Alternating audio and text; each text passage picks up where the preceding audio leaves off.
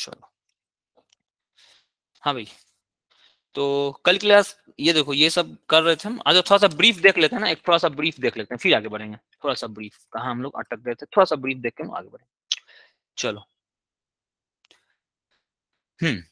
सबसे पहले kinetic theory of gases, ठीक है, काइनेटिक थ्योरी ऑफ गैसेस, ठीक है।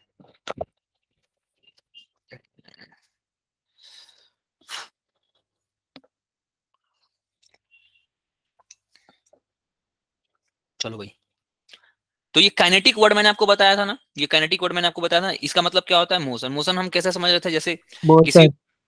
किसी भी पार्टिकल को जब आप वेलोसिटी देते हो तो हमने उसका काइनेटिक एनर्जी निकाला करते थे, ठीक है। तो काइनेटिक एनर्जी क्यों निकाला करते थे भाई? मतलब क्योंकि उसके पास मोशन होता था। तो काइनेटिक थ्योरी ऑफ गैसेस में हम क्या पढ़ रहे होते हैं? हम गैसेस के वो मोशन पढ़ रहे होते हैं जिसके पास मोशन होता है। गैस के मोशन के कारण, तो मैक्सवेल और बोल्ट्जमैन दो साइंटिस्ट हैं, दोनों साइंटिस्ट ने क्या बोला था भाई कि गैस के मोशन के कारण, गैस के पास अगर मोशन है, सबसे पहला जंक्शन हमारा ये था।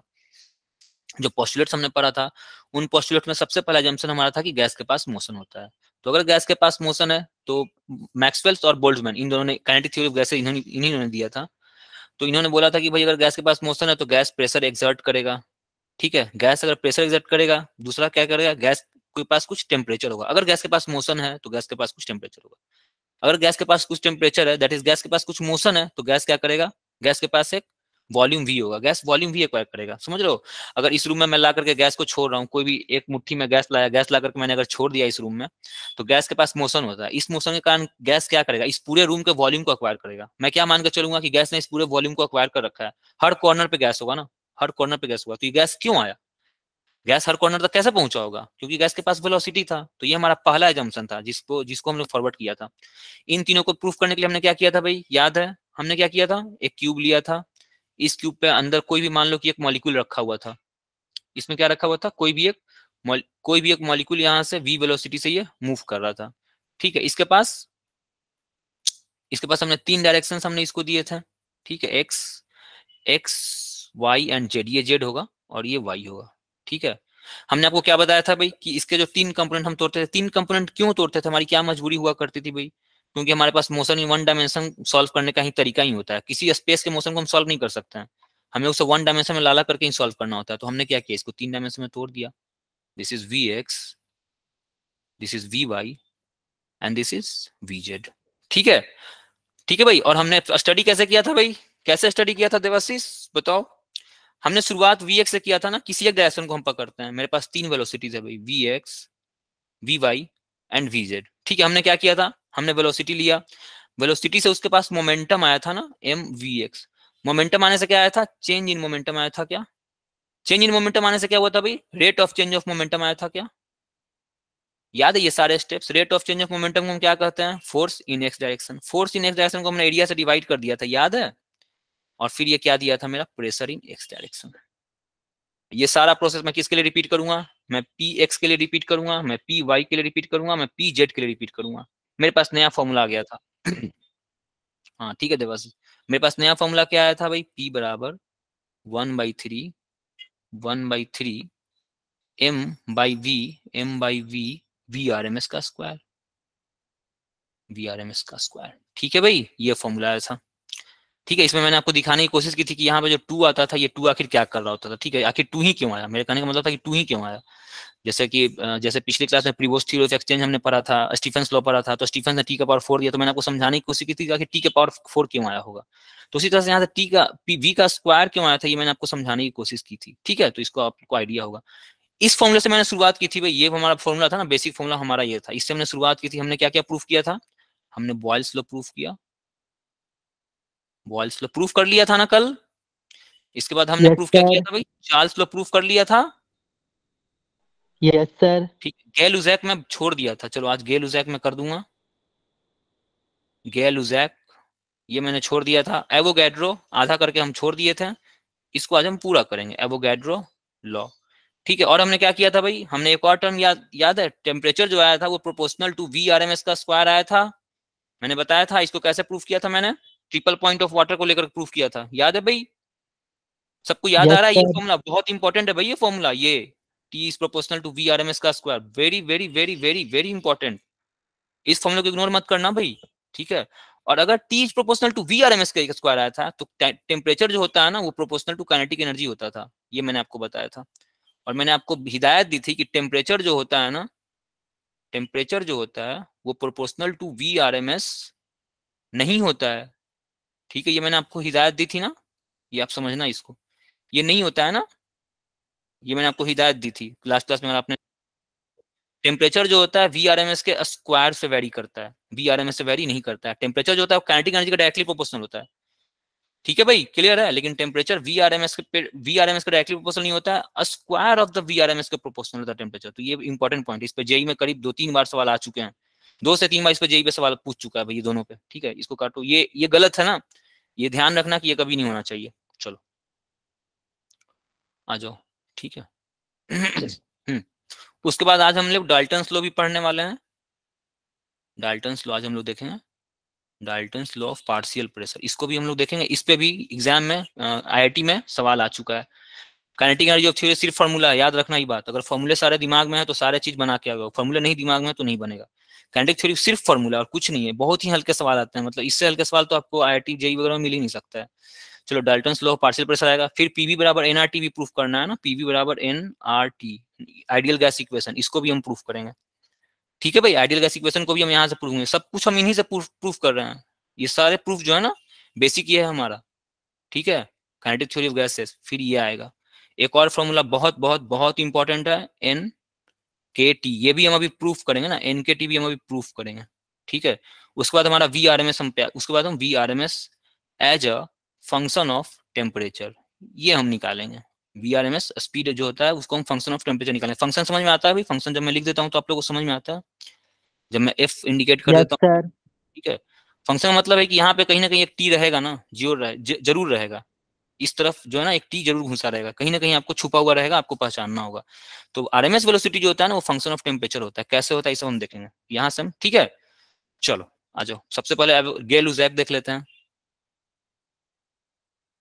गे लुजैक लॉ, ठीक है, बताओ भाई गे लुजैक किसी को पता है क्या? गे लुजैक किसी को पता है क्या? चार्ल्स लॉ क्या था भाई? चार्ल्स क्या था? V is proportional to T था क्या चार्ल्स? बताओ भाई, V is proportional to T था क्या चार्ज? प्रोवाइडेड क्या था, कंडीशन क्या था इसका? प्रेशर कांस्टेंट होना चाहिए। याद आ रहा है भाई ये चार्ल्स लॉ? Yes sir. ठीक है, तो गे लुजैक में हम क्या करेंगे भाई? गे लुजैक में हम क्या करने वाले हैं? गे लुजैक में हमारा प्रेशर जो होता है ना ये प्रोपोर्शनल टू टेम्परेचर होता है। ठीक है, इसका कंस्ट्रेंट क्या होगा? कंस्ट्रेंट की मैंने कल बात की थी, मैंने बहुत बात की है कंस्ट्रेंट की भाई। आपको कंस्ट्रेंट्स अगर नहीं याद है ना उसके बिना ये फॉर्मूले अधूरे होते हैं। कंस्ट्रेंट मजबूरी, क्या मजबूरी है? गे लुजैक की क्या मजबूरी है? ठीक है, तो कंस्ट्रेंट क्या था इसका? Volume should be constant. ठीक है, चलो प्रूव हो गया। बस एक एक लाइन का, सारे प्रूफ एक एक लाइन का है ना। 1/3 m by we, we R M S का स्क्वायर, ये हमारा बेसिक, सबसे पहला सबसे बेसिक फॉर्मूला ये रहा, हमें इससे यहाँ पे ले जाना है। ठीक है, वी आर एम एस का फॉर्मूला मैंने आपको बता रखा था, temperature is proportional to we R M S का स्क्वायर। प्रोपोर्शनलिटी को हटा के आप कांस्टेंट है तो कोई भी कांस्टेंट मैं ए मान लू क्या? ए मान रखा हूँ, कोई भी constant v R M S का स्क्वायर। ठीक है, ये चलो P बराबर 1/3 m by we, we R M s की वैल्यू बताओ भाई, T बाई ये लिख सकते हैं क्या? सबको दिख रहा है भाई ये? सबको दिख रहा है? चलो अब मेरा कंस्टेंट क्या है भाई? What is constant? Constant v constant है ना, वी कांस्टेंट है ना, कंस्टेंट बोल रहा है भाई। हम गे लुजैक हम फॉरवर्ड करने जा रहे हैं, वी कांस्टेंट होता है। चलो आ जाओ, इसको कांस्टेंट करो भाई। वी कांस्टेंट है ना, वी कांस्टेंट है ना, नहीं वी कांस्टेंट है, वी को तो मैं लेके चलूंगा, वी कांस्टेंट है भाई, वी कांस्टेंट। आ जाओ,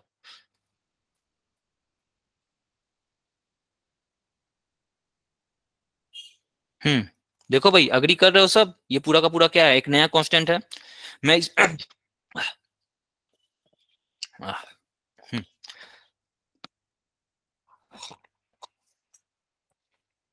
चलो भाई आ जाओ, ये देखो, इस पूरे कांस्टेंट को एक नया मैं बी नाम दे दूं क्या? ये बी सिर्फ एक कांस्टेंट है ना, कुछ और मत ले लेना। ये बी एक सिंपल सा कांस्टेंट है, प्लीज कुछ और मत अज्यूम कर लेना।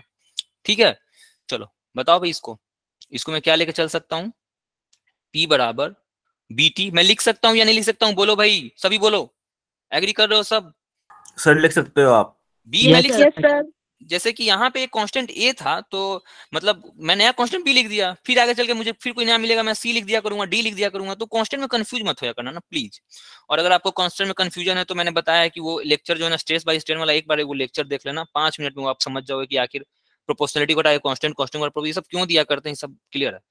इसको मैं वैसे लिख सकता हूँ क्या, p is proportional to t. बताओ अभी डिराइव हो गया क्या, बताओ डिराइव हो गया भाई? सर। ठीक है चलो यस यस सर। सर। तुरंत तुरंत करते चलना। गेल एवोगैड्रो पे आते हैं। एवोगैड्रो कल मैंने अधूरा छोड़ दिया था इसको भी। एवोगैड्रोस लॉ, एवोगैड्रोस लॉ क्या कहता था भाई, बताओ कि स्टेटमेंट बताओ। आज थोड़ी मेरी मेरी तबीयत ठीक नहीं है ना, तो मैं डाउन हूँ थोड़ा, सॉरी फॉर दैट। चलो बताओ एवोगैड्रोस लॉ बताओ भाई, कौन है बताओ, कोई शिवम बताओ, चेष्टा बताओ, चेष्टा, मेधा, प्रिंस, कुलदीप बताओ, मेधा, आकांक्षा बताओ, आकांक्षा एवोगैड्रोस का भाई बताओ, कुछ तो P बताओ। directly proportional to n. हाँ ये तो सही बोल रही हो। ये v डायरेक्टली, अच्छा एक बात बताओ, ये v directly proportional to n जो होता है, ये मुझे कहीं मिला नहीं। मतलब मैं एच सी वर्मा पढ़ रहा था, मुझे n1 बराबर n2 मिलता है भाई, n1 बराबर n2 मिलता है, ये मिलता है एवोगैड्रोस लॉ। ये भी सही बोल रही है, ये हिमांशी सही बोल रही है। हाँ constant temperature pressure volume, but ये मैं जो पढ़ा हुआ हूँ वो ये पढ़ा हुआ हूँ। हम्म। तो ये भी सही बोल रही मानसी, चलो हम इसको मैं डिराइव करता हूँ, मैं तो यही पढ़ा हूँ, ये भी ठीक बोल रहा हूँ, बट ये चलो आ जाओ देखो, at same pressure and temperature equal volume of all gases, equal volume of all gases at same pressure and temperature, equal volume of all gases contain equal number of all molecules। यही था ना, equal number of molecules, यही हमें proof करना है भाई। ठीक है चलो आ जाओ, इसको प्रूफ करते हैं भाई, इसको जल्दी से प्रूफ करते हैं ना, बस 2 मिनट में। ये हमारा इंपॉर्टेंट है, ये हमारा बहुत इंपॉर्टेंट है भाई। चलो मान इक्वल प्रेशर एंड टेम्परेचर बोल रहा था ना, तो मैंने इसका प्रेशर पी और इसका टी रखा हुआ है, प्रेशर और टी ये मेरा कंस्टेंट है ना, ये दोनों मेरा कंस्टेंट है, मजबूरी है, ये दोनों मेरी मजबूरियां हैं, तो ये दोनों क्या रहेगा, सेम होना चाहिए, सेम मैंने कर रखा है। इक्वल वॉल्यूम, वॉल्यूम भी सेम करना है ना भाई, वॉल्यूम भी सेम रख लो, ये वॉल्यूम और ये volume of all gases occupy equal number of molecule. Suppose कर लो कि मैंने इसमें m1 मास डाला हुआ है और इसमें मैंने m2 मास डाला हुआ है, पता नहीं कोई गैस होगा, इसका मास मान लो कि इसके एक मॉलिक्यूल का मास m1 मान लो, इसके एक मॉलिक्यूल का मास m2 मान लो। Small m capital M confuse मत किया करना, ठीक है, स्मॉल m और कैपिटल M में कभी कंफ्यूज मत करना भाई आप लोग, ठीक है, समझ में आ रहा है? स्मॉल m कैपिटल है, स्मॉल m एक मॉलिक्यूल का मास होता है, स्मॉल m एक मॉलिक्यूल का मास होता है, कैपिटल M क्या होता है, पूरे ऐसे ऐसे जितने मॉलिक्यूल्स आपने डाल रखे हैं, मैंने मान लो इसमें n1 मॉलिक्यूल्स मैंने डाला था, और इसमें मान लो मैंने कि टोटल मॉलिक्यूल्स मैंने n2 डाला हुआ था, तो मैं लिख सकता हूँ क्या, n m1, ध्यान से देखना तो भाई बताना, तो मैं लिख सकता हूँ क्या, m1 बराबर m1 n1 और m2 बराबर m2 n2, मैं लिख सकता हूँ क्या भाई बताओ तो, ये दोनों मैं सही लिखा हूँ गलत लिखा हूँ, अग्री कर रहे हो सब, बताओ भाई, Yes sir. बताओ किसी को कुछ डाउट है तो। मैंने ये कल एक्सप्लेन कर दिया था भाई कि ये मास, सिंगल एक एटम का मास, एक मॉलिक्यूल का मास अगर m1 होता है, तो अगर मैंने ऐसे ऐसे n1 ले रखे हैं तो n1 से मैं मल्टीप्लाई कर दूंगा। मैंने आपको कल उस एग्जांपल बताया था, 1+1+1+1 टाइम्स अगर n टाइम्स है तो क्या करते हैं, मैं वन एक को रख लेता हूँ, बाकी जितना टाइम्स होता है उससे मल्टीप्लाई कर देता हूँ। तो एक मास को मैंने रख लिया, अब बाकी ये मास जितनी बार है, ये मास n1 बार है ना, n1 टाइम्स था, तो m1 इंटू n1 हो गया। ठीक है, तो प्लीज आप लोग डेटा कोई डाउट मत रखना भाई। चलो आ जाओ, ओके फाइन, m1 n1, हाँ यहाँ पे मैं टर्म्स लिख दूं क्या, टर्म्स लिख दूं क्या, आ जाओ टर्म्स लिख लेते हैं हम लोग। n1 जो है ना, n1 नंबर ऑफ मॉलिक्यूल्स है, number of molecules, n2 n1 होगा तो n2 भी नंबर ऑफ मॉलिक्यूल्स होगा। मैं एक का लिख देता हूँ, mo क्या है, मास ऑफ वन मॉलिक्यूल ना, वन मॉलिक्यूल, और कैपिटल M कंफ्यूज मत करना इसमें से किसी में भी, m बराबर होता है, कैपिटल M बराबर होता है मास ऑफ टोटल गैस। ठीक है, टोटल गैस का मास। ठीक है भाई, क्लियर? चलो यहां तक हो गया, आ जाओ। अब इन दोनों में ना मैं बारी बारी से फॉर्मूला लगाऊं। हमारे पास एक ही फॉर्मूला है भाई, फॉर्मूला तो एक ही है हमारे पास, पी वी बराबर 1/3। ये सब तो फॉर्मूला तो आपके जबान पे हो गया भाई, इतना बार मैं लिख चुका हूं। अगर आप लोग लिख रहे होगे ना तो बहुत आपको फायदा करेगा। मैं हमेशा बोलता हूँ कि लिखा करो भाई, ठीक है, प्लीज लिखा करो फॉर्मूला। इस फॉर्मूला तो जबान पे सबसे इंपॉर्टेंट फॉर्मूला ये है। मतलब इस फॉर्मूले को आप 3 से 4 लेक्चर अगर चल रही है हमारी, तो कम से कम 50 बार आप लिखोगे। तो ये फॉर्मूला, यही तो हमारा बेस है भाई। हमने सब कुछ इसी से प्रूफ कर रखा है, Boyle's law, Charles law, Avogadro's law, ले गुजैक लॉ, ठीक है, Dalton's law of partial pressure अभी हम प्रूफ करेंगे। पीवी बराबर एनआरटी, आइडियल गैस इक्वेशन इसी से हम प्रूफ कर लेंगे। काइनेटिक एनर्जी टेम्परेचर में क्या रिलेशन होता है वो प्रूफ कर रहे हैं। वेलोसिटी और टेम्परेचर में क्या रिलेशन होता है, तो इसको तो आपको मतलब अब तक तो, अगर तक कॉपी में अगर आप नोट करते रहते ना तो सोचो कि आपको कितना फायदा होता है। मैं हमेशा बोलता हूँ कॉपी में नोट किया करो। चलो आ जाओ, दोनों के लिए अलग मैं अप्लाई करूंगा ना। ओके ओके, इकड़ा कुछ मैं पढ़ा नहीं रहा हूँ ज्यादा। मैंने देखो मैंने क्या किया, देखो भाई फिर से देखो, मैंने 2 अलग अलग कंटेनर ले रखे हैं, दोनों में अलग अलग मैंने मास लिया हुआ है ना। एक का मास m1 है, एक का मास m2 है, ठीक है।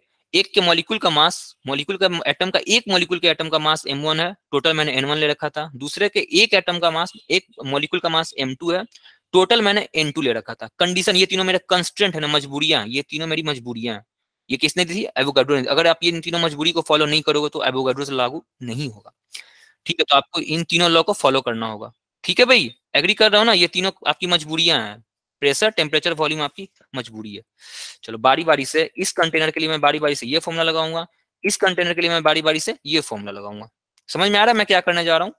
इस कंटेनर में जो भी कुछ रखा हुआ उसके लिए मैं फिर ये फॉर्मूला अप्लाई करूंगा, और फिर मैं इस कंटेनर में जो रखा हुआ उसके लिए ये फॉर्मूला अप्लाई करूंगा, और मैं एवोगाड्रो लॉ प्रूफ करने जा रहा हूँ। देखो भाई एकदम 1 मिनट में हो जाएगा। पहले के लिए आ जाओ, पी और वी दोनों में कॉमन है, पी और वी दोनों में कॉमन है। m1 अलग है, मास को मैंने अलग कर दिया, आरएमएस वेलोसिटी भी अलग होगा, तो v1 आरएमएस का स्क्वायर, ठीक है। चलो दूसरे का बताओ भाई। दूसरे का मैं लिख सकता हूं क्या?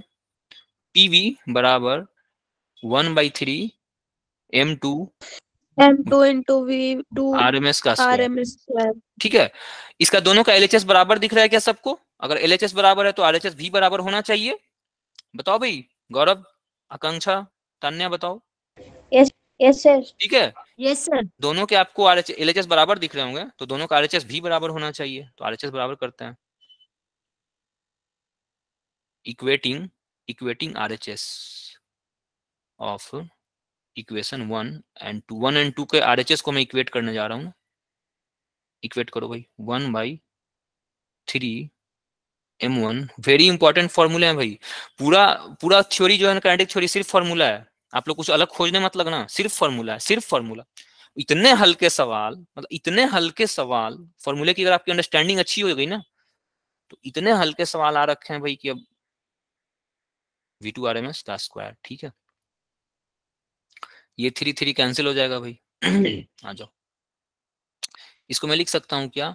m1 v1 RMS का स्क्वायर बराबर m2 v2 RMS का स्क्वायर, ठीक है। चलो m1 देखो क्या आ रहा है भाई, ध्यान से देखो क्या आ रहा है।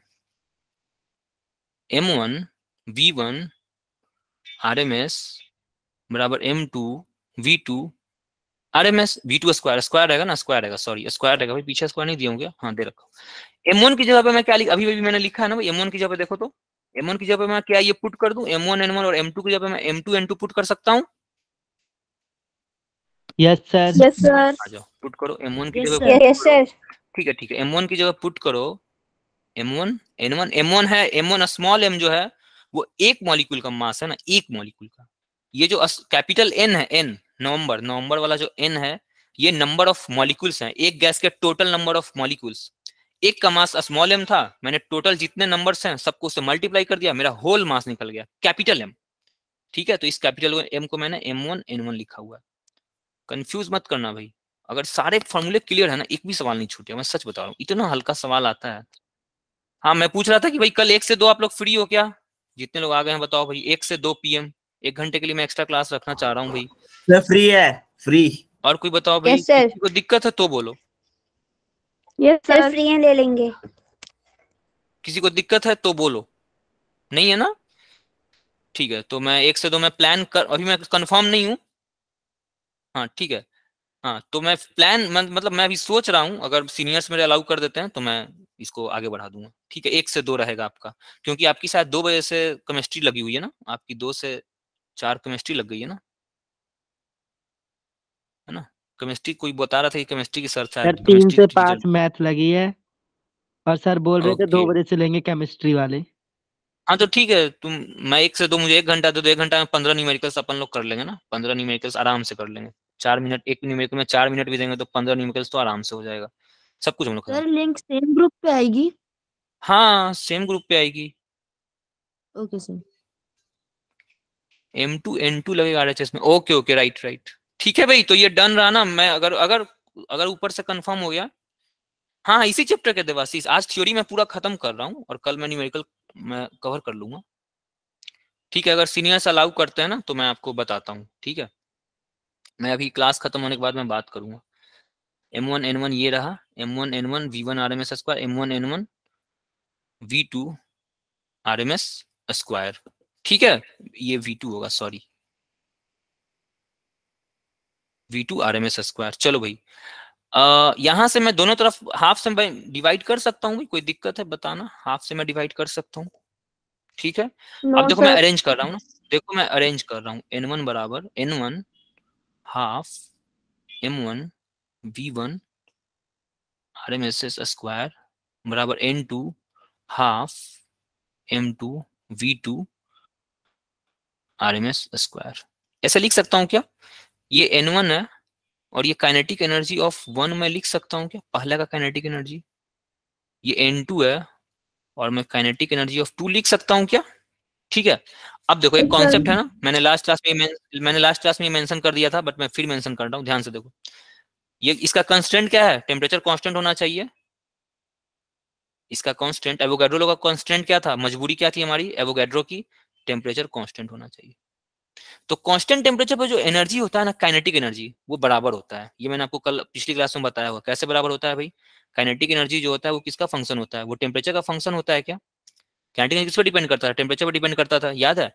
तो काइनेटिक एनर्जी अगर मैं 2 मॉलिक्यूल का निकालने जा रहा हूँ, इसका और इसका मैं निकालने जा रहा हूँ, ये T1 पे है, ये T2 पे है, ये कोई भी मान लो M1 इसका मास था, M2 इसका मास था, तो काइनेटिक एनर्जी ऑफ 1 बराबर टेम्परेचर ऑफ 1 और काइनेटिक एनर्जी ऑफ 2 बराबर टेम्परेचर ऑफ 2। ठीक है, ये मैंने बताया है ना लास्ट क्लास में, ये सब बता रखा हूँ भाई, ये मत पूछने लगना। चलो, काइनेटिक एनर्जी ऑफ 1 बराबर T1 काइनेटिक T2। अब अगर टेम्परेचर सेम है, इसने बोल दिया कंस्टेंट क्या है इसका भाई? टेम्परेचर सेम होना चाहिए। तो अगर टेम्परेचर सेम रहेगा तो मैं लिख सकता हूँ क्या? काइनेटिक एनर्जी ऑफ 1 बराबर T और काइनेटिक एनर्जी ऑफ 2 बराबर T। ठीक है, देखो कैसे कैसे आ रहा है। यहां से मैं ये आया हूं और यहां से मैं ये आया हूं। ठीक है, अब फिर वही मैं वही आपको कहूंगा भाई, इन दोनों इक्वेशन से मैं वही आपको कहने जा रहा हूँ। अगर दोनों के RHS बराबर हैं तो दोनों के LHS भी बराबर होने चाहिए।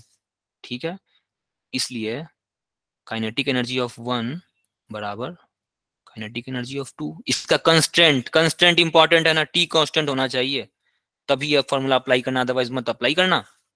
ठीक है, तो ये जो फॉर्मूला था, ये जो जो हम प्रूफ करने आ रहे हैं, इसका मेरा तो एवोगाड्रो ने पहले ही कांस्टेंट दे रखा था कि टेम्परेचर कांस्टेंट होगा, उसने तो पहले ही बोल रखा है कि टेम्परेचर कांस्टेंट होगा। ठीक है, तो अगर टेम्परेचर कांस्टेंट है तो दोनों के काइनेटिक एनर्जी कांस्टेंट होंगे सेम, और ये कैंसिल हो जाएंगे। समझ में आया मैंने कैंसिल क्यों किया? बताओ भाई। Yes sir. Yes sir. Proof. ठीक है भाई। बताओ भाई, बताओ किसी को कुछ डाउट है तो बोलो। ठीक है, चलो यस सर। आ जाओ। तो ये हमारा क्या प्रूफ हो गया? एवोगैड्रो लॉ प्रूफ हो गया। अभी कितना टाइम है भाई? टाइम है ना अभी? हाँ अभी आधा घंटा टाइम है, आ जाओ। एवोगैड्रो के बाद ये काइनेटिक एनर्जी वाला हो गया, एवोगैड्रो हो गया।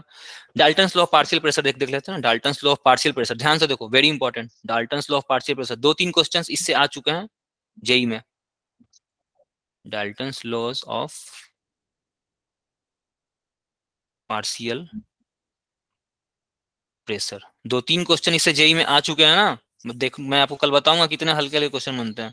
इसका सिंपल सा का नाम क्या था, जो अगर एक गैस आपने रखा हुआ है, इस गैस में ढेर सारे मॉलिक्यूल्स हैं, बहुत सारे अलग अलग, हाइड्रोजन हीलियम, मान लो कि हाइड्रोजन है, हीलियम है, नियोन है, ऑर्गन है, तो ये लॉ ये कहता है कि हर किसी का पार्शियल प्रेशर क्या होता है, इंडिविजुअल प्रेशर होता है। तो प्रेशर ऑफ हाइड्रोजन कुछ रहा होगा, प्रेशर ऑफ हीलियम कुछ रहा होगा, प्रेशर ऑफ नियोन कुछ रहा होगा। तो डाल्टन ने अपना एक लॉ दिया था, इनके लॉ के अनुसार क्या ये कहते हैं कि टोटल प्रेशर, इस पूरे गैस का जो टोटल प्रेशर होगा, इस पूरे गैस का जो भी आपने रखे हुए हैं, किसी भी कंपोजिशन का रखा हुआ है ना, carbon monoxide, oxygen, hydrogen, carbon dioxide, कुछ भी रखा हुआ है, इन सब का जो प्रेशर होगा, पूरे गैस का जो प्रेशर होगा, वो सब के प्रेशर के इंडिविजुअल वैल्यू के बराबर होगा। सबका जो इसका, अगर हाइड्रोजन इसमें ट्रेवल कर रहा है तो हाइड्रोजन का अपना कुछ अलग प्रेशर होगा, हीलियम ट्रेवल कर रहा है तो इसका कुछ अपना प्रेशर होगा, नियन का अपना कुछ प्रेशर होगा, ऑर्गन का अपना कुछ प्रेशर होगा। मैं सबका प्रेशर पूछूंगा तो क्या करोगे, तो सबका प्रेशर सिंपली क्या हो जाता है, ऐड हो जाता है, P1 plus P2 plus P3 plus dot dot dot dot N। Suppose करो कि इसमें N मॉलिक्यूल्स, N टाइप के, N अलग अलग टाइप के मॉलिक्यूल्स रखे हुए हैं। इसका डेरिवेशन की बात करोगे तो वही है, फोर्स पे आता है। फोर्स मान लो कि सारे क्या करोगे, फोर्स लगा रहे होंगे, तो F1 कोई लगा रहा होगा, कोई F2 लगा रहा होगा, कोई F3 लगा रहा होगा, dot dot dot dot Fn तक सब। अगर मान लो कि कोई एक दीवार फिक्स कर लो कि ये जो नाइट्रोजन, हीलियम, ऑर्गन, नियोन सब जो है ना इस दीवार को हिट कर रहे होंगे, सब हिट कर रहे होंगे ना, अपने अपने फोर्स है, पता नहीं कोई अपना फोर्स होगा, F1 F2 F3 F4। अब अगर मैं इस सबको, मैं इसका इंपैक्ट, इन सभी फोर्सेस का इंपैक्ट इस वॉल पे देखना चाहता हूँ ना, इस वॉल पे देखना चाहता हूँ, तो मैं इस वॉल के एरिया से मैं डिवाइड कर दूंगा। ठीक है, तो ये क्या हो गया, ये प्रेशर हो गया। अलग अलग करोगे P बराबर, तो F1 by A, F2 by ए, ठीक है, F3 by A, dot dot dot dot Fn by A, ये क्या आ जाएगा, P1 plus P2 plus P3 plus Pn। This is the derivation, this is Dalton's law of partial pressure. ठीक है, yes sir. ये concession में आ गया। कोई डाउट है किसी को तो बोलो। आकांक्षा, गौरव, सर। गौरव का तो ठीक होगा। Okay, Himanshi, sir Kuldeep. ये लास्ट में आपने जो भी लिखा P1 प्लस P2 ये क्या था? प्रेशर है ना, partial pressure. P1 plus P2 is the partial pressure. ठीक है, P1 P2 is partial pressure. P1 comma P2 comma P3 dot dot dot dot Pn, ये सारे क्या हैं, ये पार्शियल प्रेशर है, पार्शियल प्रेशर है। ठीक है, पार्शियल प्रेशर कहने का क्या मतलब है भाई, सब मान लो कोई पहला गैस है ना, कोई क्या है, कोई पहला गैस था, एक कंटेनर में मैंने n टाइप्स के डिफरेंट गैसेस छोड़ रखे हैं। एक कंटेनर में मैंने n टाइप्स के डिफरेंट गैसेस छोड़े, 1 2 3 4 5 6 अप टू n तक छोड़े हुए हैं। तो ये A1 जो है ना वो दीवार पर कुछ अलग प्रेशर लगा रहा होगा, 2 जो है वो दीवार पे कुछ अलग प्रेशर लगा रहा होगा, 3 दीवार पे कुछ अलग प्रेशर लगा रहा होगा, 4 अलग लगा रहा होगा।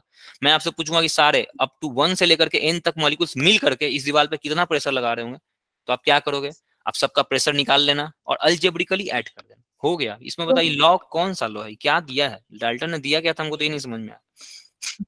मतलब बताओ, Dalton law of partial pressure, इस बंदे ने क्या दिया था भाई, वो तो दिख ही रहा है, इसको लॉ काहे बना दिया, समझ में नहीं आया हमको। काफी अजीब अजीब चीजें होती रहती है दुनिया में।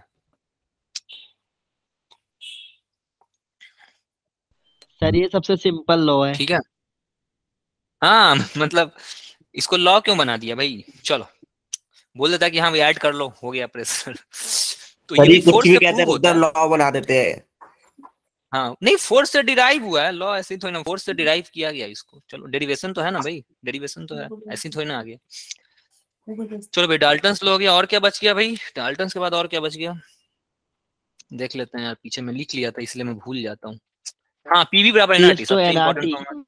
हाँ ठीक है, एवोगैड्रो हो गया, गेलुस हो गया, चार्ल्स हो गया, बॉल्स हो गया, ये हो गया, ये दोनों मैं कल लास्ट क्लास में करवा दिया था, ये और ये मैंने इन दोनों को ट्रिपल पॉइंट ऑफ वाटर से प्रूफ किया था। इसको T is proportional to VRMS का स्क्वायर मैंने ट्रिपल पॉइंट ऑफ वाटर से प्रूफ किया था, ये वेरी इंपॉर्टेंट।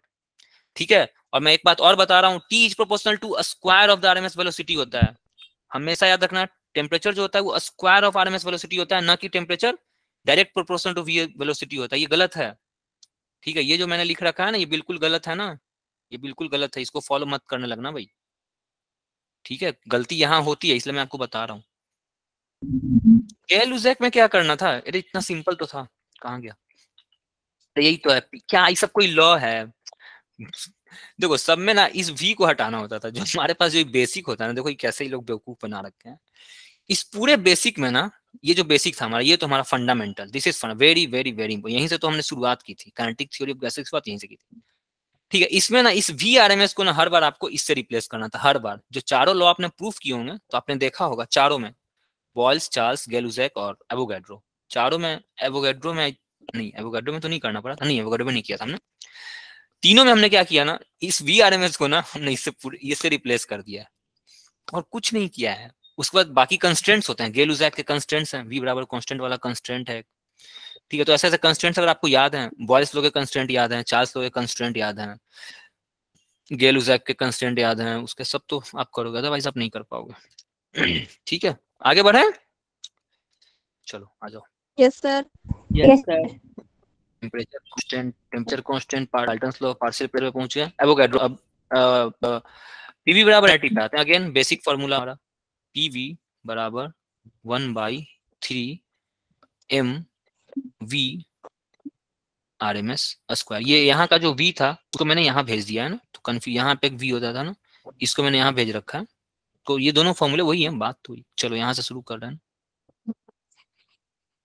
चलो ठीक है। देखो भाई, मैं इसको लिख सकता हूँ क्या, p v बराबर 1/3 m को यहाँ पे रहने दो, मैं v को मैं लिखना चाहता हूँ। v के लिए मैंने आपको लास्ट क्लास में मैंने आपको एक फॉर्मूला बताया था, मैंने बताया था v RMS का square divided by v velocity, velocity है ना, v at triple point equals to ये any temperature T divided by 273.15। ठीक है, यही तो हमने प्रूफ किया था, याद है, इसको हमने प्रूफ किया था लास्ट क्लास में, तो ये इंपॉर्टेंट है कभी यस सर। है ना, तो इसको मैंने प्रूफ किया था। चलो इसमें वी आर एम एस का वैल्यू मैं पुट करना चाह रहा हूँ ना, मैं पुट करना चाह रहा हूँ, तो मैं क्या लिख सकता हूँ v R M s square के जगह पे, मैं लिख सकता हूँ क्या, देखना तो, T over 273.15 into v square of t r. ठीक है, चलो आ जाओ, 1/3, मैं ये जो कैपिटल एम है, ये पूरा मास है ना, ये कैपिटल एम क्या होता है, मास ऑफ होल गैस, पूरा गैस, जितना गैस है उसका, इसके बदले में स्मॉल m और n number of molecules, total molecules n थे, एक मॉलिक्यूल का मास m था, तो मैंने दोनों को मल्टीप्लाई कर दिया, मेरा टोटल मास आ गया होगा, into t divided by 273.15 into velocity of triple point का स्क्वायर, इट्स pv।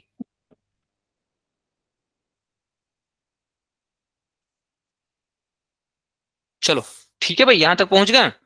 चलो भाई, अब देखो मैं इसमें अरेंज करने जा रहा हूँ, मैं कुछ करूंगा नहीं ना, मैं अरेंज करूंगा, मैं इस n को और t को एक साथ रखूंगा और बाकी सबको मैं साइड कर दूंगा। मैं क्या करूंगा, इस n और t को, नंबर ऑफ मॉलिक्यूल्स और t को मैं एक साथ रखूंगा, बाकी सबको मैं एक साथ रखने जा रहा हूँ। देखो pv बराबर n और t को मैंने अलग रखा हुआ है, मेरा क्या क्या बच गया, 1/3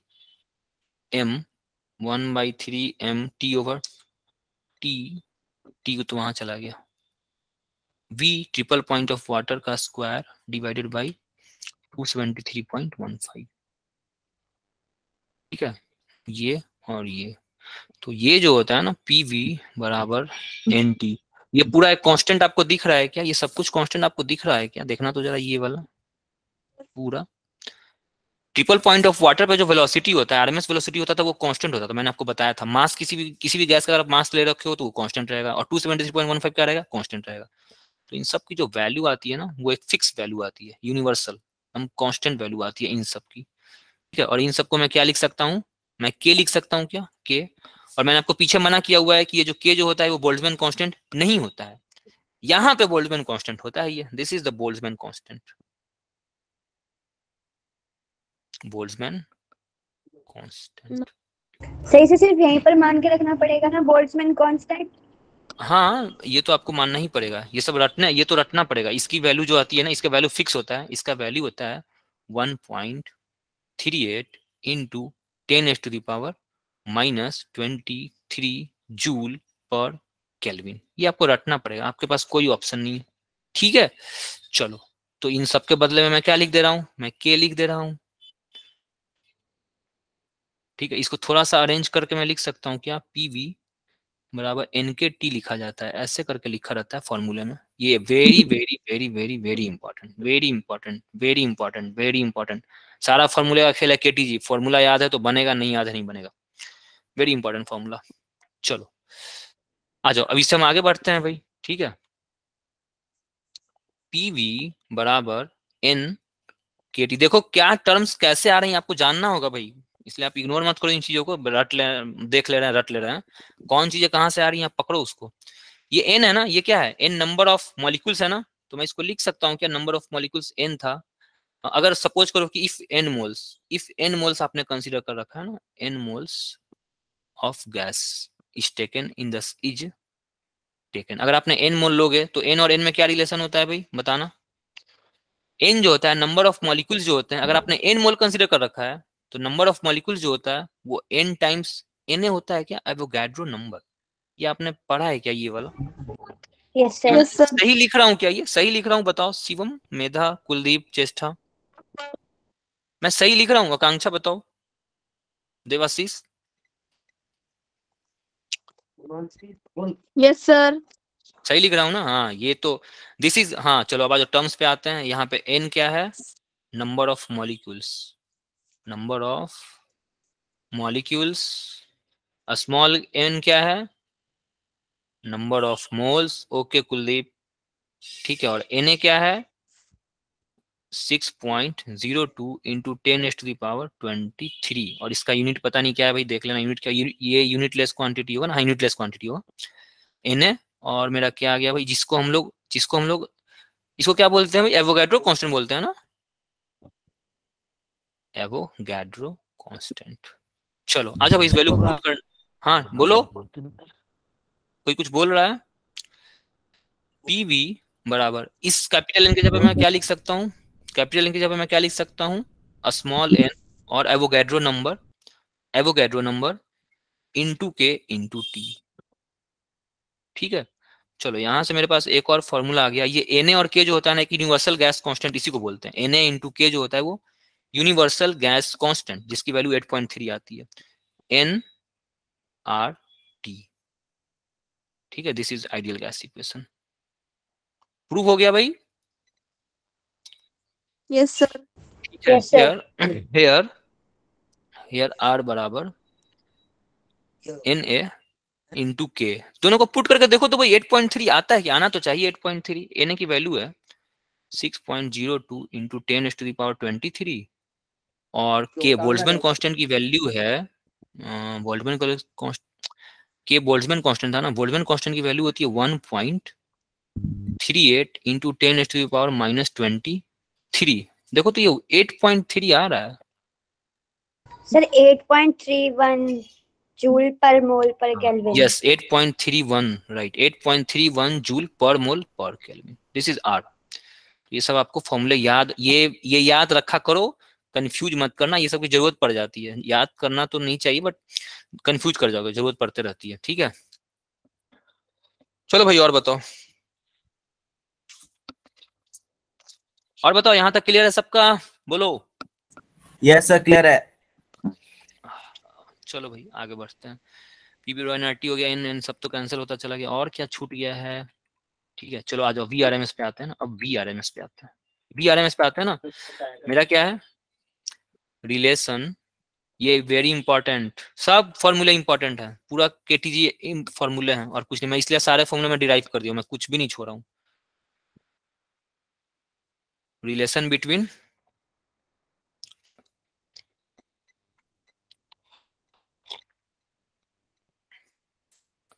बोली बे। बोलो, कुछ बोल रहे हो क्या भाई? Relation between relation between v RMS and temperature, ये हमें निकालना है भाई, ठीक है। चलो फिर वही जो हमारा एकदम फंडामेंटल, वहीं से चलेंगे ही हम हमेशा, इतना बड़ा ये हमारे पास वेपन है ना, एम वी आरएमएस स्क्वायर, ठीक है। ये मेरा पहला इक्वेशन। दूसरा इक्वेशन अभी जस्ट हमने डिराइव किया है ना,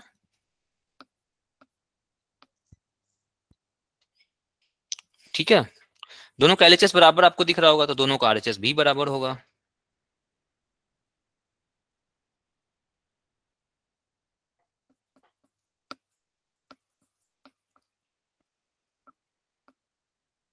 चलो भाई, इक्वेटिंग 1 and 2 वी गेट क्या, हम लोग को क्या मिलेगा भाई? 1/3m root mean square velocity equal या nkt। यस, या root mean square velocity, this is n k t। ठीक है चलो आगे आते हैं भाई। यहां से मेरे पास v r M s square की वैल्यू आ गई, v R M s square की वैल्यू आ जाएगी 3 n k t, 3 times of n k t divided by 3 times of n k t, 3 times of n k t divided by m।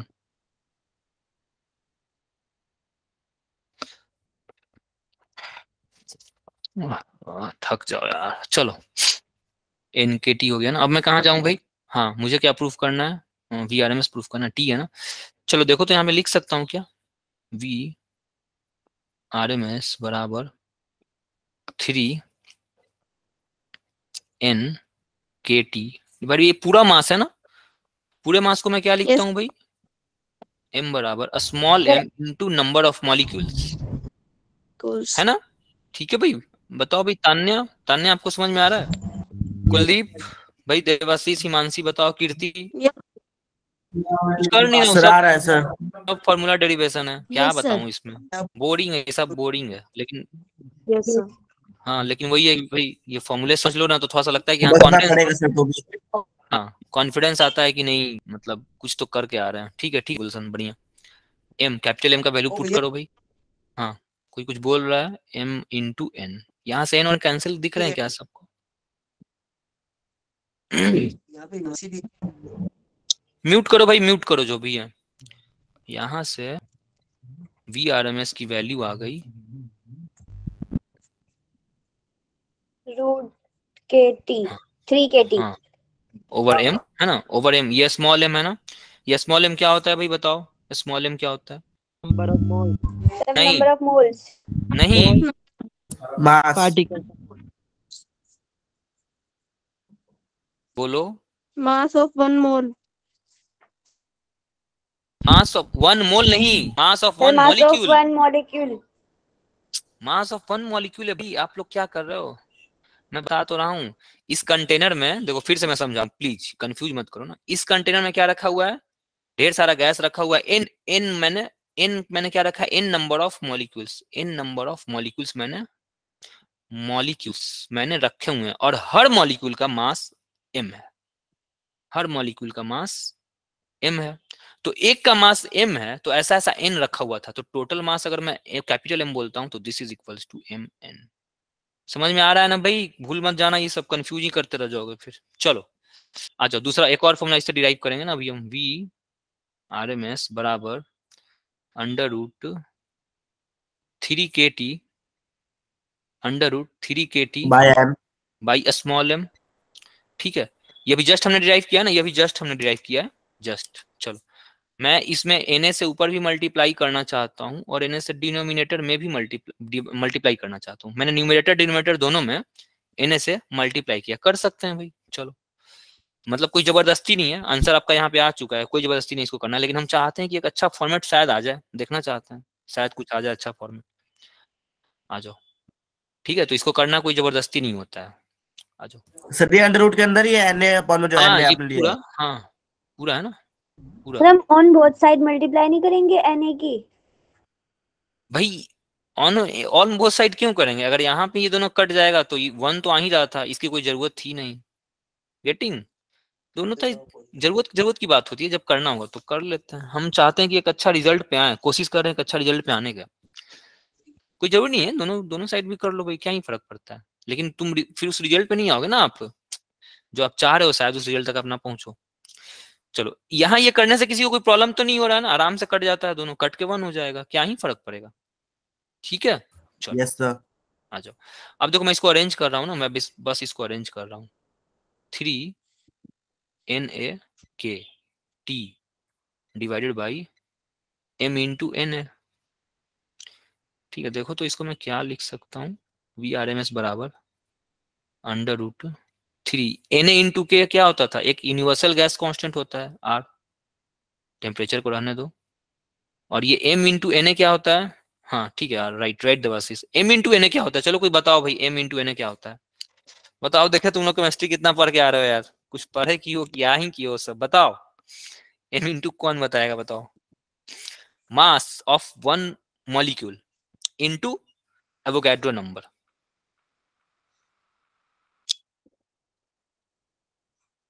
Sir आप बता ही दो। ये molar mass होता है क्या? Molar mass. Yes sir. ठीक है, ये मोलर मास होता है। ठीक है, ऑक्सीजन का मोलर मास कितना होता है? 32। ठीक है, नाइट्रोजन का मोलर मास कितना होता है? 28, है ना? ये होता है ना, तो this is the molar mass. आ जाओ, चलो भाई रिपीट कर दो, मेरी मीट कट गई थी। हाँ कुलदीप, तो कुछ कहाँ से रिपीट करना, ये सब यही सब तो फॉर्मूला कर रहे हैं क्या? ये देखो, ये फॉर्मूला तक तो आप थे ही, इसको आपने हमने डिराइव किया। यहाँ से हम एक और फॉर्मूला एक और दूसरे टर्म में डिराइव कर रहे हैं। हमारा इंपॉर्टेंट फॉर्मूला, ये बहुत ही इंपॉर्टेंट फॉर्मूला ही है, वेरी वेरी इंपॉर्टेंट। जो मैं बताते जा रहा हूँ वो सब रटते जाना भाई, रटते जाओ। डिराइव सीख लियो ना, अब रटो। डिराइव सीख लियो ना, अब रटो इसको। इन सबको रटना है आपको भाई। चलो, ये सब फॉर्मूले आपको, ये सब तो रटना नहीं है, बट इस सब में कॉन्सेप्ट आपको दिमाग में एकदम ये होना चाहिए कि हाँ चलो भाई, यहाँ से मैं कुलदीप शुरू कर रहा था। ठीक है, इसके बाद मैंने क्या किया, मैंने न्यूमरेटर में और डिनोमिनेटर में दोनों जगह मैंने एन से एवोगैड्रो नंबर से मैंने मल्टीप्लाई और डिवाइड कर रखा है। कोई कर सकते हैं, कोई दिक्कत नहीं, कैंसिल होकर के वन ही आता है। तो मेरा मन था ऊपर नीचे कर दिए। मैंने इसको रीअरेंज किया, रीअरेंज करके मैंने एन को के साथ रखा और एम को एन के साथ रखा। एन इंटू के जो होता है ना, ये हमारा यूनिवर्सल गैस कांस्टेंट होता है, और small m into Avogadro number molar mass होता है। This is molar mass. अब मेरा मोलर मास आया। मैं आपको पहले से समझा रहा था कि एम जो हम लोग जो केमिस्ट्री में पढ़ते हैं, वो जो एम जो पढ़ते हैं small m by capital m, ठीक है, दिस इज मोल। तो ये जो एम होता था ना, ये मोलर मास होता था। मैं तो ऐसे ही पढ़ा करता था, बट ये जो ये बुक है ना, HC वर्मा वाला बुक देखोगे ना, तो उसमें ना एम नॉट दे रखा है, तो ये मुझे सही लगा, उन्होंने डिफ्रेंशिएट अच्छा किया है। ये very very very very important, very important. इस पे तो जेई पता नहीं कितना दफा पूछ चुका है, क्या ही बताऊं। बहुत, बस फॉर्मूले पे, बस फॉर्मूले पे, और तो कुछ करना ही नहीं है, बस फॉर्मूला। ठीक है, चलो जब कुछ न्यूमेरिकल्स हैं जो सॉल्व कर लें क्या? देखो यहाँ पे एक न्यूमेरिकल है, ये तो बहुत टफ, मतलब टाइम ले लेगा ये सब।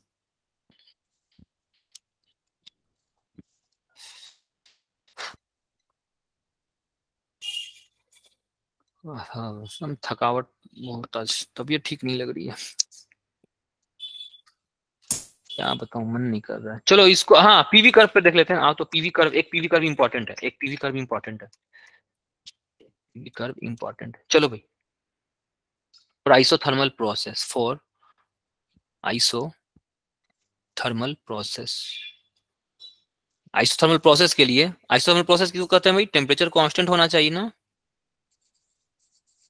ठीक है, Yes, sir. टेम्परेचर कांस्टेंट होना चाहिए। और अगर हम आइडियल गैस इक्वेशन यूज करेंगे तो पीवी बराबर एनआरटी, टेम्परेचर कांस्टेंट है, कहने का मतलब क्या हो गया, पीवी बराबर सम कांस्टेंट। ये बोल्ट्जमैन कांस्टेंट नहीं है, ठीक है, कंफ्यूज मत कर जाना, ये बोल्ट्जमैन कांस्टेंट नहीं है, कोई कांस्टेंट, एन और आर और टी को मिलाकर के कोई भी एक रैंडम कांस्टेंट मैंने दे दिया, के।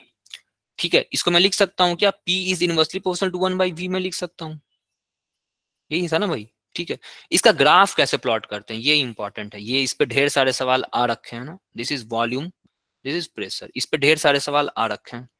ठीक है, तो इसका ग्राफ जो होता है वो रेक्टेंगुलर हाइपरबोला होता है। अगर आप कोऑर्डिनेट ज्योमेट्री पढ़े होगे ना, तो ग्राफ कुछ ऐसे आता है। ठीक है, ऐसे कुछ भी, मतलब इस तरह का ही कहीं भी रहेगा ना, तो इस तरह का ही रहेगा। ठीक है, ये आपको ये जान लो, ये रेक्टेंगुलर हाइपरबोला होता है। आगे आप पढ़ोगे जब कोऑर्डिनेट ज्योमेट्री में, तो आपको बताया जाएगा, दिस इज रेक्टेंगुलर हाइपरबोला।